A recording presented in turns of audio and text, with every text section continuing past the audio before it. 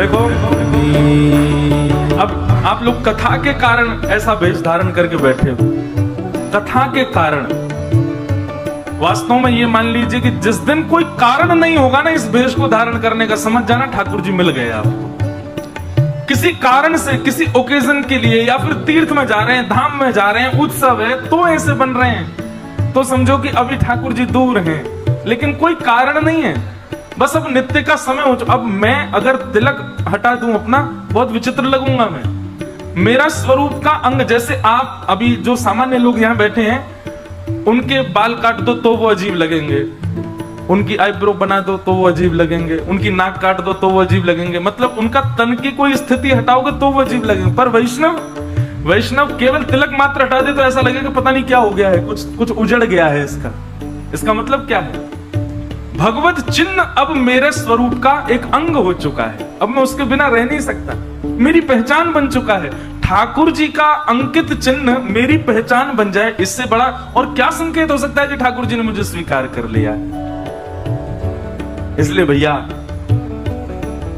विचार मत किया करो, दफ्तर का विचार मत किया करो, ऑफिस का विचार मत किया करो, कौन क्या कहेगा। अरे कुछ तो लोग कहेंगे, लोगों का काम है, लोग तो ऐसी बात बनाते रहेंगे, पर आप ये मत विचार करो कि कोई और मुझसे रीझ है, मैं ऐसी पैंट पहन के जाऊं, टी शर्ट पहन के जाऊं, क्लाइंट मुझसे रीझ जाए, मेरा बॉस मुझसे रीझ जाए, या वो लड़की मुझसे रीझ जाए, या वो लड़का मुझसे रीझ जाए। काय को करना है ऐसा भेष बना करके रहो। बाकी कोई रीझ है ना रीझ है, पर श्री जगन्नाथ जी रीझ जाए जिन भेषा है। कोई व्यक्ति संन्यास लेना चाहता है, क्यों लेना चाहता है? क्योंकि उसका मन कह रहा है कि अब मैं सब जगह से उच्चाटित हो चुका हूं, मुझे संन्यास चाहिए, इसलिए संन्यास नहीं। मुझे भक्त बनना है, क्यों? क्योंकि मैं देख चुका भाई दर दर भटक करके सब झूठे लोग हैं संसार में, अब मुझे वैष्णव बनना है, अब मुझे भक्त बनना है। आप अपनी इच्छा से संन्यास चाहते हो, अपनी इच्छा से वैष्णव बनना चाहते हो, अपनी इच्छा से भक्त बनना चाहते हैं, इसमें भी कहीं ना कहीं तो कमी है। इच्छा क्या होनी चाहिए? हम वो बनेंगे जिससे हमारे ठाकुर जी रीझेंगे, उनको प्रसन्न करना है मुझे, उनकी प्रसन्नता के लिए वो धारण करना है जिससे उनको प्रसन्नता। मेरे रोने से जो तुमको आए हंसी, तो मैं रो रो के तुमको हंसाया करूं, आप राजी रहो बस। यही भक्ति का मूल सिद्धांत है, लिख लीजिएगा, गुदवा लीजिए कहीं पर। जिन भेषा मरो गिरधर रीझे,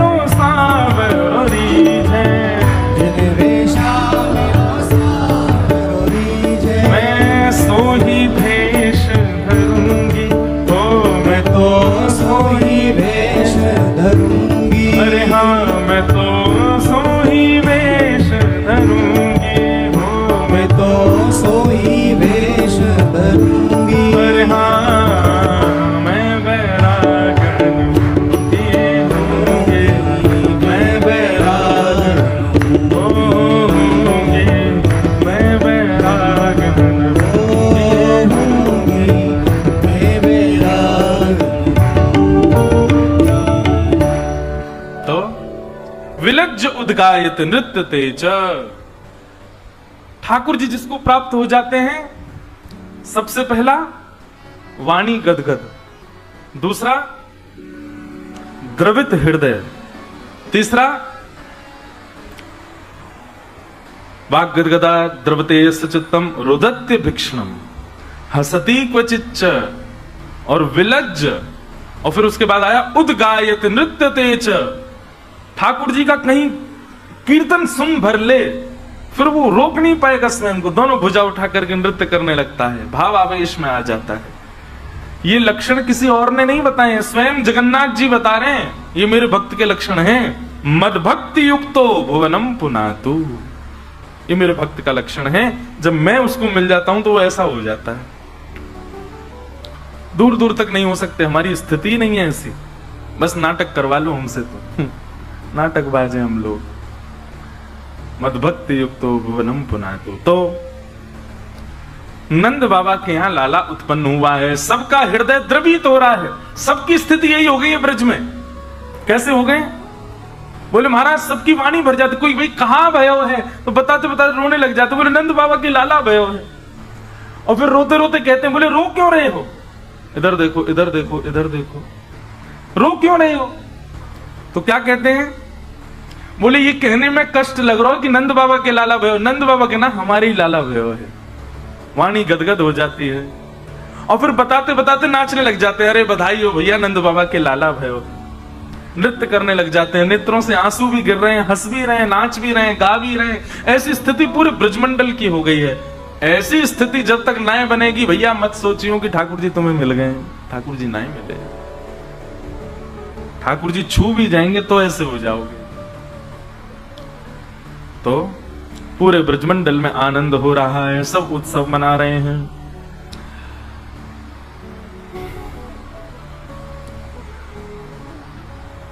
तन पवित्र सेवा किए, धन पवित्र कर दान, मन पवित्र हरि भजन सो होत त्रिविध कल्याण। ब्रजवासियों के 3-3 कल्याण हो रहे हैं। कैसे कैसे? बोले सबसे पहला तन पवित्र सेवा किए। तन की पवित्रता नहाने में नहीं है, तन की पवित्रता सेवा में। आप जितनी सेवा करेंगे तन आपका उतना ज्यादा पवित्र रहेगा। और कितना भी नहा धो लो, 3 बार नहाओ दिन में, लेकिन सेवा का भाव ही नहीं है चित्त में, कभी किसी की सेवा ही नहीं करते हो, तो तन आपका पवित्र नहीं है। तन की पवित्रता का मतलब क्या होता है? नहाने के बाद जो तन से सुगंधी आती है वो पवित्रता का अनुभव है? नहीं। सेवा करने वाले व्यक्ति के हाथ से अगर आपने एक जल भी ग्रहण किया तो वो जल भी आपके लिए गंगा के समान हो जाएगा। सेवा करने वाले व्यक्ति के हाथ से एक रोटी भी अगर आपने पाली, सेवा करने वाले के हाथ से यदि कुछ भी आपने ग्रहण कर लिया, वो प्रसाद मात्र है, वो आपके कितने कलेशों का हरण कर लेगा, क्योंकि वो सेवादार व्यक्ति है। उसके हाथों में इतना पवित्रता है कि उसके हाथ से स्पर्श की कोई भी वस्तु आप स्वीकार करोगे। इसलिए हम संत जनों के हाथों से, वैष्णव जन हो, भक्त जन हो, उनके हाथों से आशीष प्राप्त करते हैं, प्रसाद लेते हैं, कुछ भी ग्रहण करते हैं। पर अगर वो सेवा ना करते हो वैष्णवों की, ठाकुर जी की या किसी की भी, तो फिर उनके हाथों में वो बल नहीं रहता है। तन पवित्र सेवा की, तन की पवित्रता तो सेवा में है। और धन पवित्र कर दान, धन की पवित्रता दान में। जितना ज्यादा दान किया गया होगा उतना घर का धन पवित्र होगा, और जितना रखा गया होगा गोपनीय करते हुए, समेटा हुआ रखा रहा होगा, ज्यादा खर्चे ही नहीं हुआ, दान ही नहीं हुआ, वो धन अपवित्र हो जाता है। आगे चल करके वंश में, परिवार में बुद्धि दूषित करेगा और उसी के कारण पूरा वंश नष्ट होगा। इसीलिए दान का विधान बताया गया। तो तन पवित्र सेवा किए, धन पवित्र कर दान, मन पवित्र हरि भजन सो। मन कैसे पवित्र होता है? बोले हरि का भजन करने से। ब्रजवासियों के तीनों हो रहे हैं, सेवा भी कर रहे हैं और दान भी कर रहे हैं। आपकी तरह नहीं कल टॉफी लुटाई जेब में धर के चल दिए। हम तो कल भी कह रहे थे आपसे कि ब्रजवासी क्या करते हैं, नंद बाबा अटारी से लुटाते हैं और ब्रजवासी लूटते हैं और लूट करके पीछे लुटाते हैं। मतलब नंद बाबा तो आनंद में भर के लुटा रहे हैं, पर नंद बाबा के समान आनंद सबको है, तो कोई भी रख नहीं रहा है, सब लुटा रहे हैं। मैं कथाओं में कहा करता हूं, ठाकुर जी जीवन में आएंगे तो संग्रह करने की स्थिति खत्म हो जाएगी, जुटाने की स्थिति खत्म हो जाएगी, लुटाने की स्थिति प्रारंभ हो जाएगी। आप संग्रह नहीं करोगे, आप जुटाओगे नहीं, आप एकत्रित नहीं करोगे। ठाकुर जी जीवन में आए तो बांटोगे, लुटाओगे, दोगे सबको। केवल धन ही नहीं, कुछ भी, ज्ञान मिले तो ज्ञान भी बांटोगे, धन मिले तो धन भी बांटोगे, कुछ भी आ जाए। आज कोई आया आपके पास, तो उसको देने के लिए आप विचार नहीं करोगे कि कुछ लाऊं, आपके पास जो होगा वो दे दोगे तुरंत उसको। और सुनिए, कई बड़े बड़े लोग अपने यश के लिए ऐसा करते हैं, ले बेटा, अब जब जब वो दिखता है तब तो कहते मेरी अंगूठी कहां है जो मैंने तुझे दी थी। ऐसा नहीं, वैष्णव यदि कुछ देगा वो फिर भूल ही जाएगा कि मैंने क्या दिया, उस पर दृष्टि नहीं गाड़े रहेगा। अच्छा बेटा तुम मांगे तो मेरी वाली अंगूठी नहीं पहन के गए, ऐसा वैष्णव का स्वभाव नहीं होगा। वो ऐसी स्थिति में आ जाएगा जिसको जो दे देगा उसके बाद भूल हो जाएगा कि मैंने कुछ दिया है। संग्रह का भाव नहीं रहेगा, बांटना प्रारंभ करोगे, ठाकुर जी जीवन में आएंगे तो। नंद बाबा लुटा रहे हैं, नंद बाबा विचार नहीं कर रहे हैं कि कौन श्रेष्ठ है कौन अश्रेष्ठ है, बस अटारी पर चल करके देते जा रहे हैं, लुटाते जा रहे हैं। सब ब्रजवासी नाच रहे हैं, गा रहे हैं और भर भर के महाराज खूब लूट रहे हैं। हे जुग जुग जीवेरी यशोदा मैया तेरो ललना, बड़े भागते यशोदा मैया ऐसो सुत तन जायो, पूर्ण ब्रह्म जगत को स्वामी सोते ने गोद खिलायो, या कुमगवा दे पलनवा तेरो ललना, जुग जुग जीवेरी यशोदा मैया तेरो ललना। हमारे ब्रज के कई साहित्यों में तो ऐसा वर्णन आता है कि यशोदा मैया ने कितने दिनों तक तो ठाकुर जी कोई को दिखाई ही नहीं, बस ऐसे करके रखती है उनको। सब ब्रजवासी आकर के द्वार पर हल्ला कर रहे हैं, अरे नंद बाबा जी कोई बात है, इतने दिनाते उत्सव चल रहा है, नहीं दिखा तो दो लाला कैसो है। नंद बाबा ने जाके यशोदा मैया से कही, सब बाहर इंतजार कर रहे हैं, लाला को नेक मुखमंडल दिखाए दो सबन को। यशोदा मैया बोली मैं नहीं दिखाऊंगी, मेरो रत्न सो लाला है, मेरो नीलमणि। ठाकुर जी का जब तक नामकरण नहीं हुआ तब तक यशोदा मैया उनको नीलमणि कहती थी, नीलमणि, नीले नीले ठाकुर जी। आज यशोदा मैया अटारी पर आकर के खड़ी है गई, महाराज जहां तक देखें वहां तक ब्रजवासी खड़े हैं, सब जय जयकार कर रहे हैं, नंद के लाला की जय, यशोदा के लाल की जय। अरे मैया ने एक मोड़ो दिखाई दे लाला को। यशोदा मैया आई बाहर, अटारी पर खड़ी भई और कपड़ा ते ऐसा हटाया और लाल जी के दो चरण दिखा दिए। महाराज उन चरणन को देख करके सबरे निहाल है गए, ऐसे कमल जैसे बिल्कुल गुलाबी गुलाबी ठाकुर जी के चरण, और उन गुलाबी चरणन के ऊपर को भाग जो है वो नीलो नीलो है, तो मानो नील और गुलाबी कमल एक संग हो, ऐसे ठाकुर जी के चरण गदमदरा से चरण दिखाई दे रहे हैं। उनको देख करके सब ब्रजवासी आनंदित है गए। यशोदा मैया बोली बस अब इतना ही देखो, बाद में दिखाऊंगी मैं। चरण देख करके ही सब ब्रजवासी आनंदित हो रहे हैं। उस आनंद का वर्णन नहीं कर सकते बंधु। सब ब्रजवासी नाच रहे हैं, गा रहे हैं, उत्सव मना रहे हैं। हमारे नाना जी एक प्रसंग सुनाया करते थे कि लाला ठाकुर जी को जन्म तो भयो देवकी मैया के यहां, तो फिर ठाकुर जी सब लीला देवकी मैया के यहां ही कर लेते, ये यशोदा मैया के यहां काहे को आए? ठाकुर जी को लीला ही करनी ही तो देवकी मैया के संग कर लेते। ऐसी कोई योजना बनाते, देवकी मैया कारागृह से बाहर आ जाती पहले ही, जन्म लेवे थे पहले, और ठाकुर जी वहीं जन्म लेकर के ब्रज में पूरी लीला करते। लेकिन हमारे नाना जी एक बात सुनाते, बोले भैया ये सब ब्राह्मण के आशीर्वाद को फल है। कैसे? नंद बाबा यशोदा मैया के जब तक लाला नाए भयो 80 बरस के है गए, तो नंद बाबा के कुल पुरोहित हैं सांडिल्य मुनि। नंद बाबा ने सांडिल्य मुनि को बुलाए करके उनसे कही कि बाबा महाराज आप हमारे काजे एक अनुष्ठान कर दो, और वह अनुष्ठान में ये भाव रखो कि एक लाला है जाए। कामना क्या है लाला की? देखो बहुत सुंदर बात, ध्यान से सुनना। पुत्र इसलिए नहीं चाहिए कि हमारा वंश बढ़ाए, हमारी संपत्ति बढ़ाए, पुत्र इसलिए चाहिए विष्णु आराधनार्थाय। 9 लाख गैया हैं, इनकी सेवा करे, ब्रजवासी इनकी सेवा करे, संतन की सेवा करे, इन सवन के काज संतान की प्राप्ति करना चाहे। हमारी संतान प्राप्ति के पीछे कारण ही अलग है। हमारो यश बढ़ावे, खूब पैसा कमावे, धन कमावे, घर बनावे, जे करे, इसलिए हमको पुत्र चाहिए।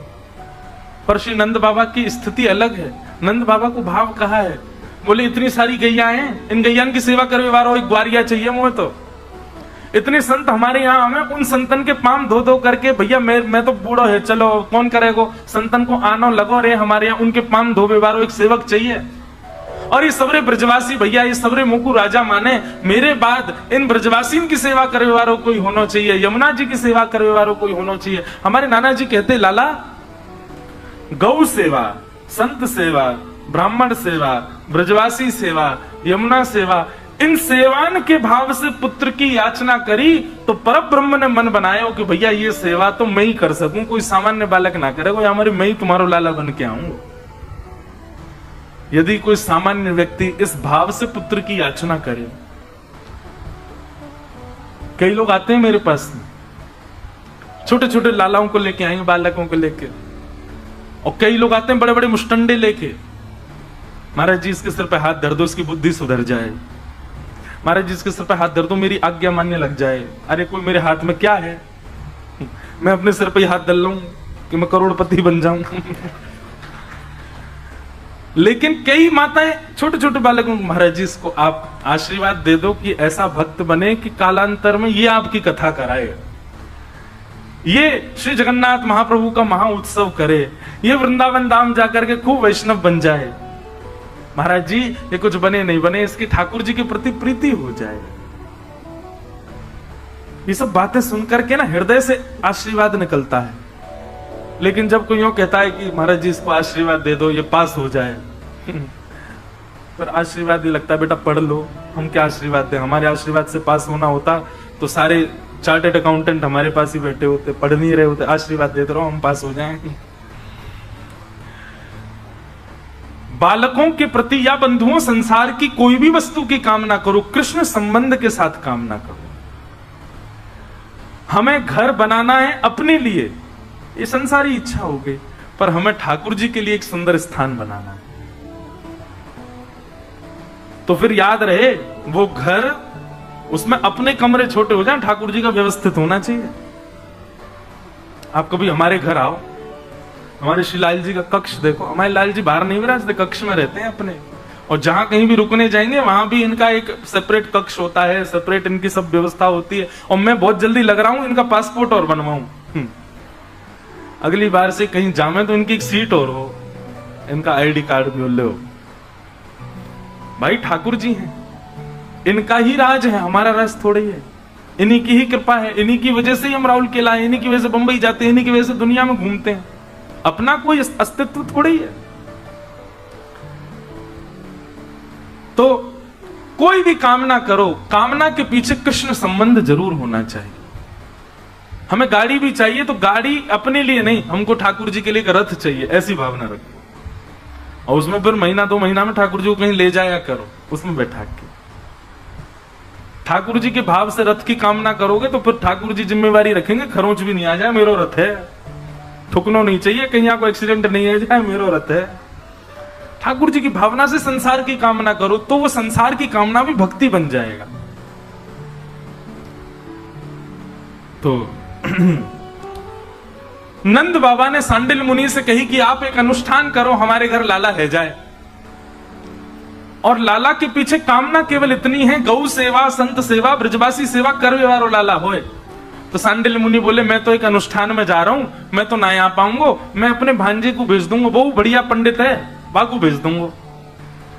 अब सांडिल मुनि के जो भांजे थे उन्होंने, वो पहले कभी वृंदावन गए नहीं थे, उनको भेज दिया। 21 ब्राह्मणों को संग लेकर के महाराज सांडिल मुनि के जो भांजे थे वो वृंदावन गए, गोकुल गए। और गोकुल में जैसे ही गए महाराज तो सब घर के सदस्य प्रणाम करते हैं, और हमारे वृंदावन में आज भी नियम है, माताएं बहनें सिर ढक करके प्रणाम करती हैं। सिर ढकना या मुख ढकना ये कोई ऐसा नहीं कि मुख नहीं दिखाना, बस एक सम्मान की भावना है। हम किसी के सम्मान में बस ऐसा कर रहे हैं, और कोई इसके पीछे कोई विशेष कारण नहीं। बाकी तो ये मुगल जब आए ना भारत में, उसके बाद ज्यादा इसकी प्रथा हो गई। पहले माताएं इतना घूंघट थोड़ी करती थी, यशोदा मैया हो, कौशल्या मैया, उस समय में कोई इतना घूंघट थोड़ी होता था। ये मुख छुपाने की जो भावना है, ये तो मुगलों की कुदृष्टि से बचाने के लिए हिंदुओं के घरों में ऐसा करना पड़ना प्रारंभ किया, और फिर वो उसको प्रथा मान लिया लोगों ने। प्रथा नहीं है ये, भारत की माताओं के लिए ऐसी कोई प्रथा नहीं है कि मुंह छुपा के ही रहना है उनको। और सिर ढकना तो ये तो अब भाई लोग तो, हम लोग तो मॉडर्न ज्यादा ही हो गए हैं, नहीं तो प्राचीन काल में एक भी आप किसी को नहीं देख सकते बिना पाग बिना मुकुट के, पुरुष भी नहीं रहते थे, वो सिर पर भी कुछ ना कुछ बांध करके रखते थे। ऐसा माना जाता है शास्त्राज्ञा, हमारे पाप हमारे केशों में निवास करते हैं।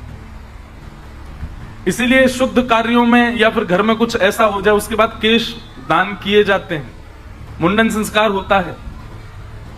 और कई प्रांत भारत के ऐसे वहां तो हर 15-20 दिन में मुंडन हो जाता है, करते ही रहते हैं, क्योंकि इनमें पाप निवास करता है, इसलिए इनको ढक करके रख। इसीलिए बाल कहीं किसी सब्जी में गिर जाए, रोटी में गिर जाए, कहीं उसको पाना ही नहीं चाहिए, उसको तुरंत कहीं बाहर करो, किसी जीव जंतु को खवाए दो, स्वयं नहीं पाना है उसको, क्योंकि उसमें पाप निवास करता है। इसलिए प्राचीन काल में ढक करके बांध करके रखते थे कि ये कहीं ज्यादा गिरे ना, किसी के अब केश गिर गए, आपने उस पर पैर रख दिया तो जिसके केश है उसके पाप आप में आ जाएंगे।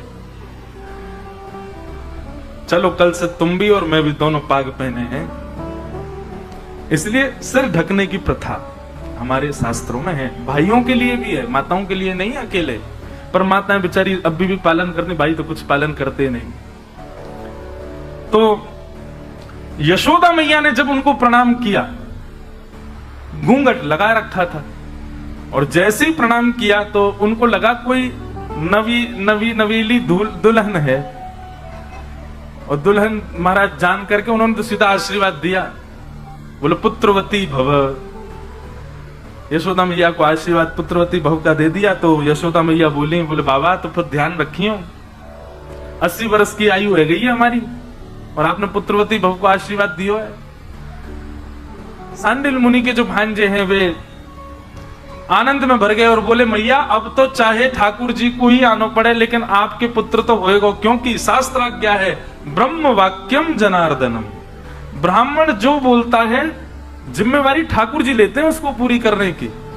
अब तो हमने कह दियो कि आपके लाला होएगा तो होएगा, और बाकी मैया नहीं तो एक काम करो, चकाचक 21 ब्राह्मणन को बढ़िया सुंदर एक यज्ञ कराए दो, वहां में हम सब अनुष्ठान कर देंगे, और अनुष्ठान में आप बढ़िया दक्षिणा दे दियो, बढ़िया भोजन पानी कराए दियो, बढ़िया जाप करेंगे, आपके घर लाला होएगा। नंद बाबा ने यमुना के किनारे बढ़िया सुंदर तंबू लगवायो, एक बढ़िया मथुरा से हलवाई बुलवायो, 21 ब्राह्मणन की रहवे सोवे की व्यवस्था कर दी, भैया अनुष्ठान चलेगा, नंद बाबा के यहाँ लाला होना चाहिए। बहुत ध्यान से सुनियो, हलवाई आकर के प्रसादी बना रहे हैं। पहले दिन को अनुष्ठान, ब्राह्मण को 3 चीजें सबसे ज्यादा प्रिय हैं। सबसे पहला भोजन, और दूसरा महादेव की आराधना, और तीसरी दक्षिणा। 3 सबसे ज्यादा प्रिय है।